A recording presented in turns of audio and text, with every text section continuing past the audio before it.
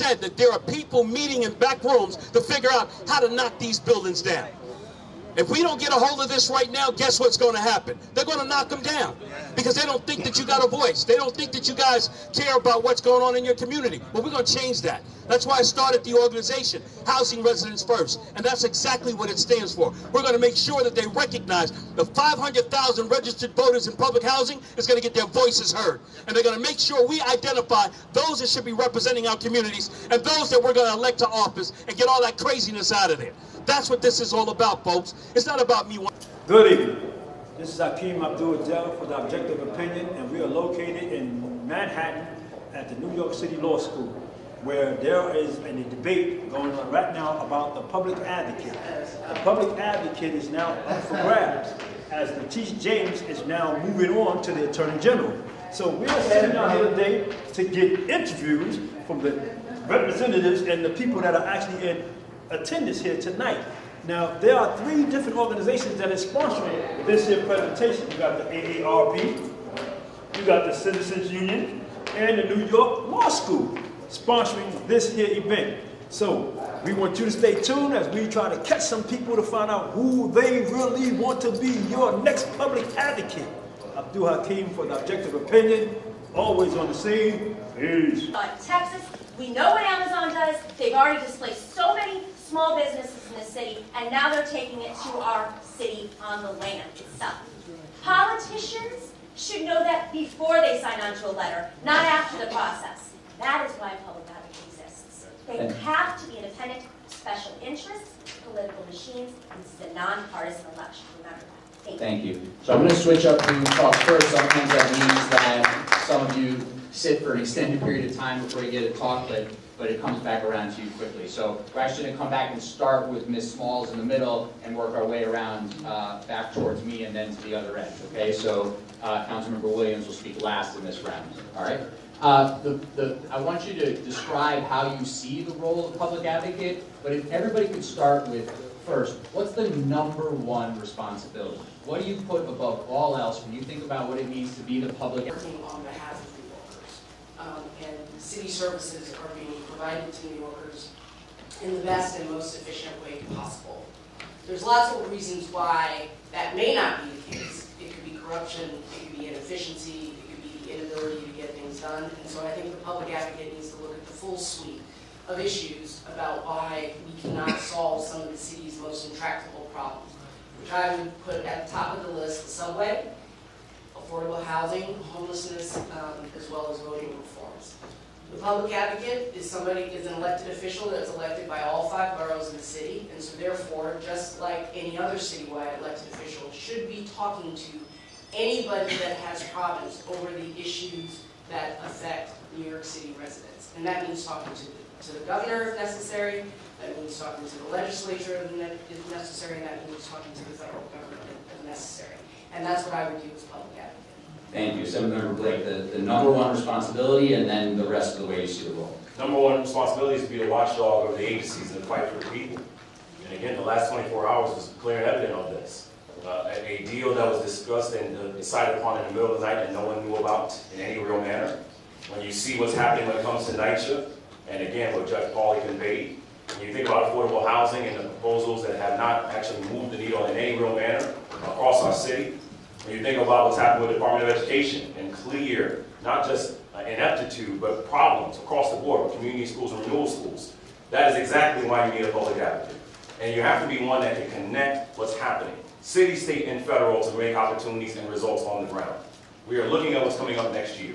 When it comes to immigration, when it comes to education, when it comes to healthcare, when it comes to housing, how will you be a watchdog to stand up and fight for the people? Now, of course, when you think about the opportunities, you have the opportunity to introduce legislation through City Council. You have the opportunity, of course, for oversight. I do think you need to move forward in the way that Tisha has conveyed and what she's done successfully in utilizing lawyers to stand up for the people as well. But fundamentally, when you are deciding who has achieved things and who will fight for you, the #1 priority is to be the watchdog of the agencies on behalf of the residents. Thank you. Senator Member O'Donnell. The #1 job of the public advocate is to be the critical eye on the way the government is providing and not providing services. which means the most important thing is independence. Independence from the mayor, independence from the governor, independence from those power brokers, so you're willing to stand up to them. You also need someone who has experience doing investigations, like I did. Because when I was chair of the ethics committee, I had to investigate Vito Lopez for sexual harassment, which was not a pleasant thing to do. But I completed an investigation in 6 weeks in full compliance with the EEOC and used my subpoena power to get to the root of the story. So the first piece of legislation I intend to introduce is to give the public advocate subpoena power to be able to beef up their investigations to ensure they get to the truth of the matter. Thank you. Ms. Collins? The public advocate is there to shine light in all the dark places of the city, expose it, and take it on. Yes, the public advocate is the watchdog of the city, but there are a lot of root causes of the problems that we face that hit every single community. From NYCHA housing not receiving proper funding, to these deals that are happening, these tax breaks that started in the 70s and are happening right at our doorstep today. These are the reasons why our communities cannot afford to live in their homes anymore. This city is unlivable. So what the public advocate can do is catch these things early on, to catch the deals at the local level, to see how the machinations of the political parties are working with special interest groups, to cut deals in government, to pass bills. I propose right away to make this office truly independent of the mayor and make it so that we propose a charter commission so it is not second to the mayor. That'll stop a lot of politicians from being in an office that's supposed to be an independent watchdog of the city. Thank you. Back to you, Councilmember Espinal. I believe the public advocate, yes, should be a watchdog. Yes, should shine light on the issues. Yes, be able to push the mayor when he's not making the right decisions. But I also believe the public advocate should be responsible for making sure that we have a plan that's going to benefit the future of New York City. For example, we're right now a city that's driven by crisis. Every time we have people talking to City Hall, it's because something went wrong. NYCHA's crumbling, the MTA's crumbling, but no one's talking about what are some sustainable solutions and how the city should move forward to make sure that those problems do not end up in our step of City Hall. So I do believe the public advocate should put a platform that not only finds ways to address those crises, but also finds ways that we can make sure we're heading in the right direction. So as public advocate, that's what I plan to do. Push the mayor when there's a lack of leadership from City Hall, from Albany, be able to be that voice that says this is the way we should be going, and this is what the people want.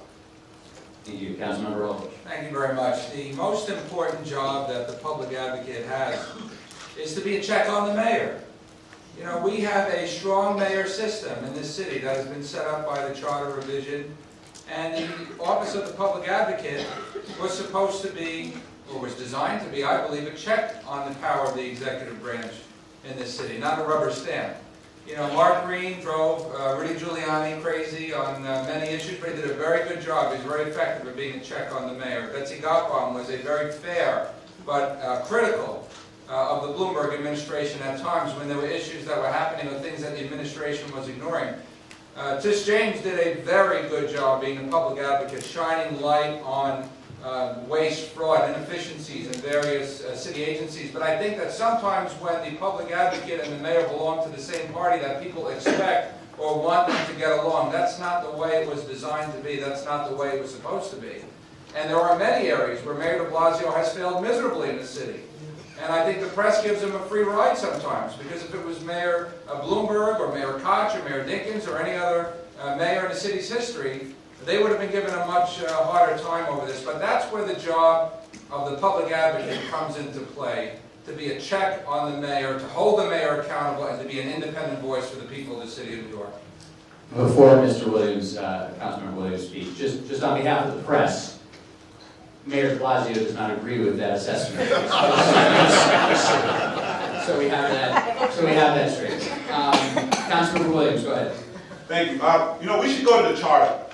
The charter is abundantly clear on what this job is supposed to be. Let's be clear. The position has been around in some form since the 1830s. But when they decided to make it an elected position, they said it should be an ombudsman and a watchdog. So that is the #1 thing that this office should do and do effectively. One of the things that I think hasn't been used is this charter cop. The public advocate is empowered to make sure that agencies are doing their job according to the charter. So I want to use that even more. I want to make sure that people feel someone is watching the mayor, the city council, the agencies to make sure they're doing what they're supposed to do. I want to say something else. I want people to listen to what's being said, because we can all talk about what the issues are.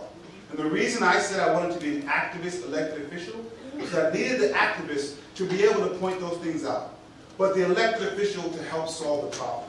And so I didn't just talk about what these problems are with gun violence. I didn't just talk about what the problem is housing. I passed legislation and I changed policies, whether it was friend or foe, the mayor or the governor. I stood up and said wrong is wrong. And that's what we need in the public advocate's office. Someone who's going to raise the issue and then be able to solve it. Whether it was going from 20, I probably created more jobs than the governor, definitely more jobs than Amazon. We are now up to 70,000 youth jobs in the city of New York. I said, if you're going to give money to the $5 billion of the police department, we have to make sure that every single young person in this city can get a summer youth job, because the biggest way to address youth crime is a job. And so we don't just need words, we need solutions, and I've proven to be able to do that no matter who is in the way. Okay, quick, before we get to the next round here, just a quick sort of jump ball. Councilmember Ulrich pointed out 3 of the 4 people who've held the office of public advocate and gave them praise for something. Does anybody want to jump in with something they've seen done by a prior public advocate that is something they think they would emulate in the role? I mean, I think what I love most about politicians. In New York Law School, where they are actually holding a debate for the public advocacies, basic new candidates moving into 2019. But the problem with this whole thing is that your elected officials are also moving to eliminate the new public advocate. Now the question is, why are they doing that at such a crucial time? They have a total of 7 candidates sitting on this panel here today, and they're all actually pushing for the public advocate seat. If you know little to nothing about the public advocate seat, it is basically a watchdog position used by the city of New York, where the activists in the community oversees what goes on in politics. As far as the city council is concerned, it's basically local. It's not brand, it's just local. And they deal with issues that are actually affecting the city council's office and the mayor. So recently, you have had 2 high-power elected officials chose those positions and have moved up in the rank as a result of using those positions. And I can speak towards both of them because I personally walk with them through those levels to reach those destinations, starting with Mayor de Blasio. Mayor de Blasio ran for mayor in 2013. And at that time, Bloomberg was the mayor, a mayor that was obstructing the whole structure of the city of New York. He had to go at that present time. The watchdog that was chosen was Mayor de Blasio, who was also at that present time the public advocate. People lose sight of how all of this transpired, or how it came to be. De Blasio at that time had the support of activists in the streets that allowed him to actually become the mayor.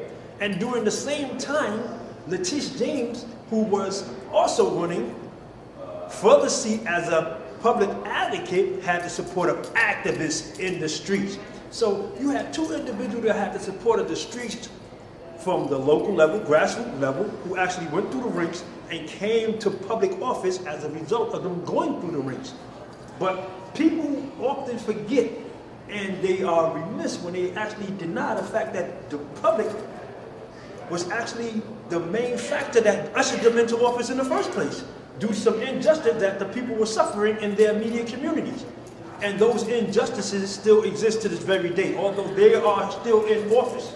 And in many cases, Letitia James, now moving to the Attorney General's position in January, has a better opportunity to address the concerns of the immediate constituents to which put her in the office in the first place. But that brings us back to the public advocate. Here at the New York Law School, you have about 7 candidates in here for the New York public advocate moving forward in January. Out of all of these candidates, I can only say one is a true advocate in the streets of New York and the tri-state area. That's only one. Now, I'm going to reserve that information till we get that individual here to interview them. But when you look at all 7 candidates, you have to ask yourself one question. One public advocate, or the person that's pushing for public advocate, is not here. And the question is why? Why is that one person that the advocates in your community is endorsing is not here, is not available to speak at this debate at the New York City Law School? This is a prominent question that needs to be asked, and that person will be Tony Herbert. Tony Herbert has been a public advocate in our community from the beginning when de Blasio was an advocate himself, and has been there ever since, fighting for the very same issues that every one of these candidates on this panel claims that they're going to fight for. But you must also understand, people put other people in office for their own personal gains. There is big funding in support of this here gathering. I got at least 3 organizations that will fund the individuals that are here running for public advocate. That's just one aspect of the big story. But as always, the objective opinion, we go wherever you're at and wherever they won't let you go to get to the facts. So we're going to wait until this event is over, and we're going to interview at least, I can say three of the actual individual candidates running for public advocate here in New York City, and get their true intentions. Because I'm hearing a lot of sound bites right now. Everybody wants to help NYCHA, but we heard that, what, 5 years ago? From people that are in office today. Many people want to deal with the transit issue. We heard that 3 years ago from people that are in office today. So I'm optimistic about the one harsh reality that there is still an issue that we need to actually address. And who are we going to put in the seat to address it?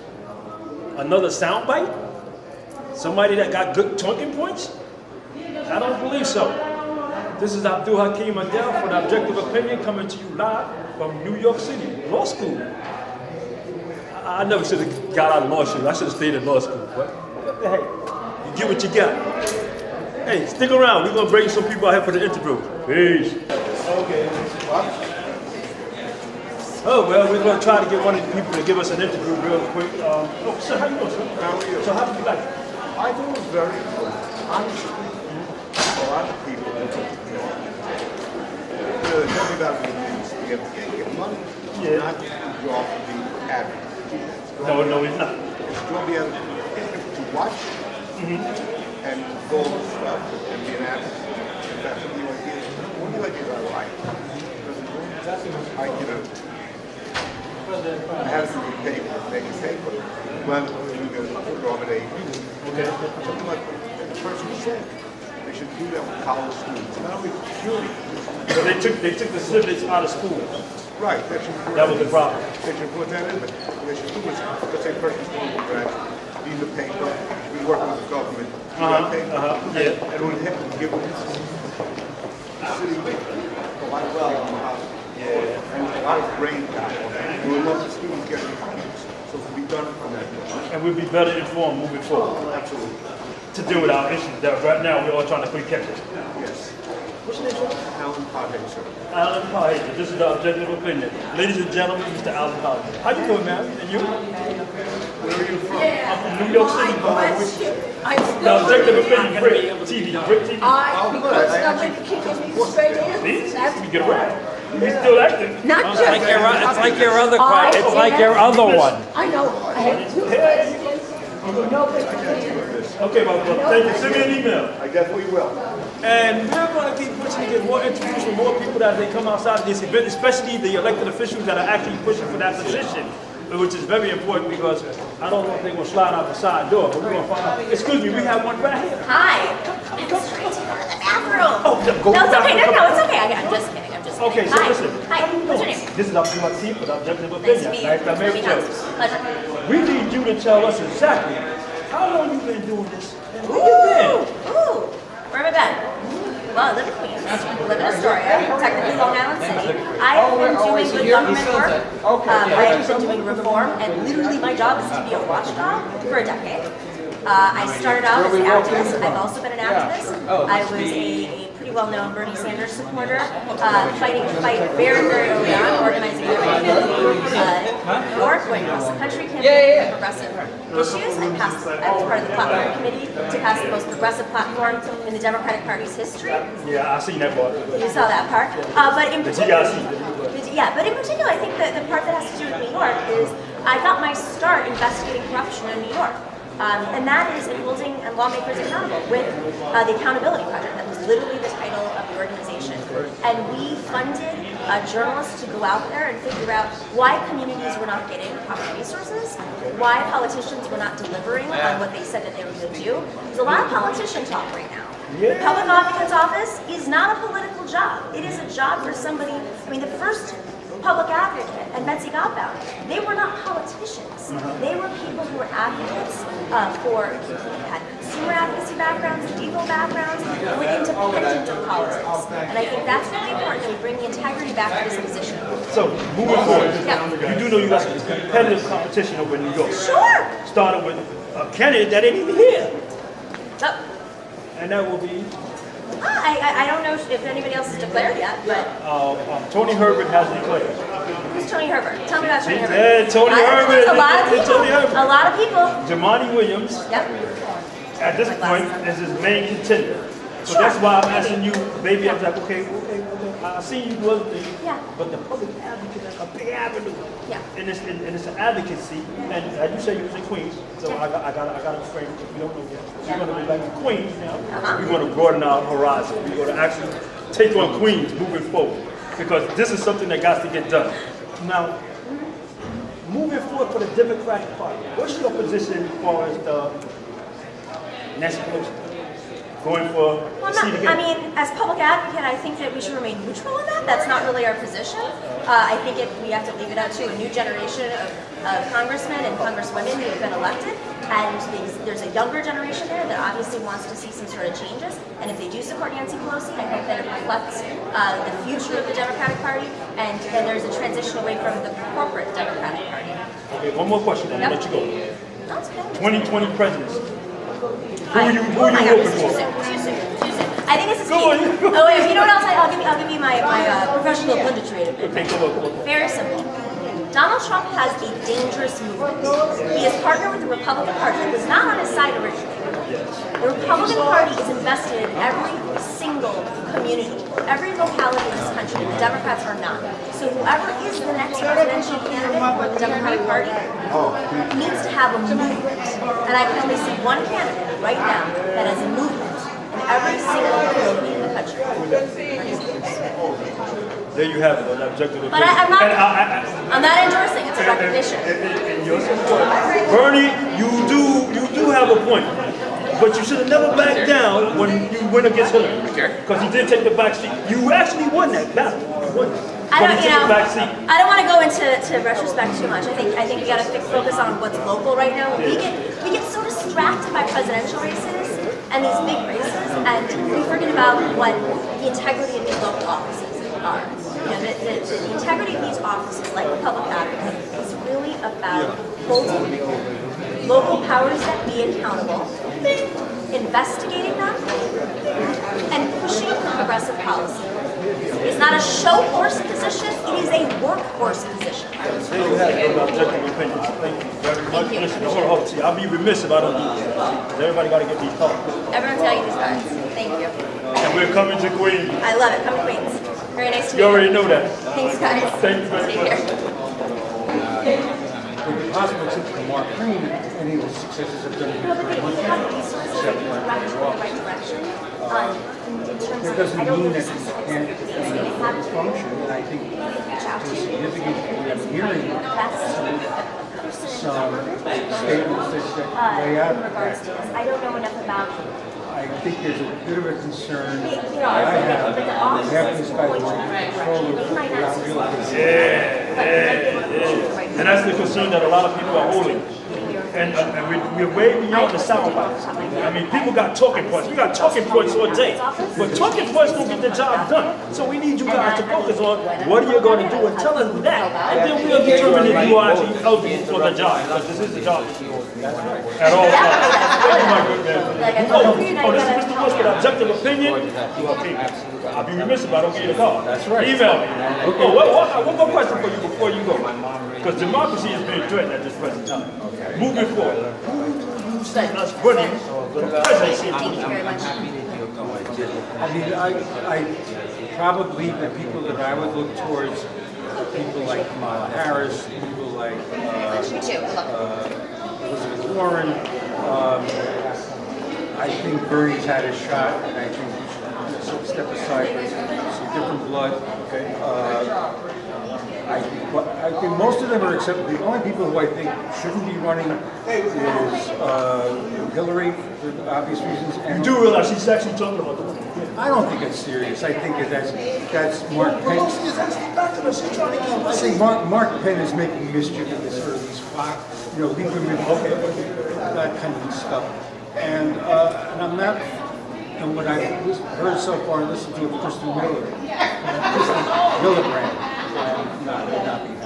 I think that to run for the presidency of the United States, to vote Democrat because we're more moral, is a guaranteed mechanism to continue 4 more years of Trump. And I think that so that I would feel fairly strongly against Millicrand.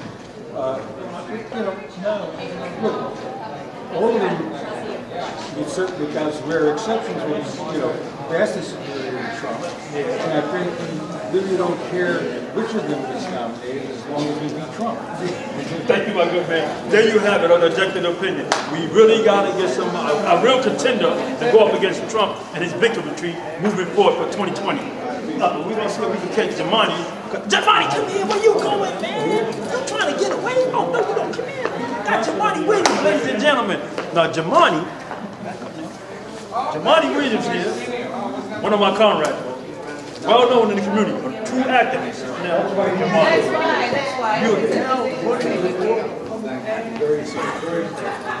Well, when I ran for Lieutenant Governor, I actually was using this position as an example of what it means to so it makes sense now to support that and look at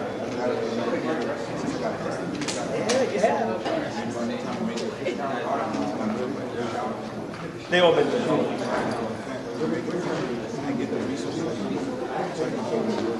Okay, so let's say, right now, because we always been talking about unify the Democratic Party. The response was too far to the left to do that. Now, that was before Trump. Of course, they take care of that. I'm always in favor of unifying the party. That usually means when we're carrying in from the party unit, it usually means activists be party. So if we're going to unify, we have to have respect. When we bring it up, because it's quiet. So we're going to bring it up. Until they chip the next time. Hold on. You got what you talking to? Oh, I don't explain I was there when Bernie Sanders was on the brink of actually doing something. And I went to all my elected officials. And I said, why are you doing? I said, Hillary. Now that you've done that, fine. I was going to do it.